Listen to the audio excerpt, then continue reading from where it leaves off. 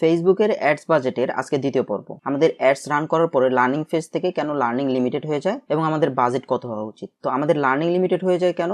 Budget আমরা যেটা set করি সেই বাজেটের মধ্যে যদি আমাদের 50টা অর্ডার পূর্ণ না হয় সেই ক্ষেত্রে অ্যাডসটা লার্নিং লিমিটেডে চলে যায় এবং আমাদের অ্যাডসে কস্টিং বেড়ে যায়, কনভার্সন রেট কমে যায় এবং অ্যালগোরিদম ঠিকঠাক কাজ করে না। তো আমরা কিভাবে আমাদের আইডিয়াল বাজেটটা নির্ধারণ করতে পারি? আমাদের যদি পূর্বে কোনো অ্যাডস রান হয়ে থাকে এইরকম ওয়েবসাইট পারচেজ রিলেটেড, সেখানে যেই সিপিআরটা দেওয়া থাকে অর্থাৎ আমাদের প্রত্যেকটা রেজাল্ট প্রতি আমাদের কেমন খরচ হয়েছে, তো সেটার উপর ডিপেন্ড করে আমরা করবো কি 15 অথবা 20 গুণ দিয়ে যে বাজেটটা আসবে সেটাকে আমরা ডেইলি বাজেট হিসেবে নির্ধারণ করতে পারি। যেমন ধরেন আপনার পূর্বে কোনো একটা ওয়েবসাইট পারচেজের জন্য প্রত্যেক প্রোডাক্টে আপনি 100 টাকা করে খরচ করেছেন, তো সেই 100কে আপনি 15 অথবা 20 গুণ দেন, সেটা হবে আপনাদের আইডিয়াল বাজেট। আমাদের এক একটা ক্যাম্পেইনে কতগুলো অ্যাড ক্রিয়েটিভ থাকা উচিত?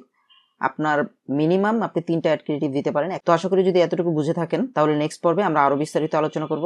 ইউটিউবে দেখে থাকলে সাবস্ক্রাইব করে দিন আর সোশ্যাল মিডিয়াতে দেখে থাকলে ফলো করে দিন। ধন্যবাদ।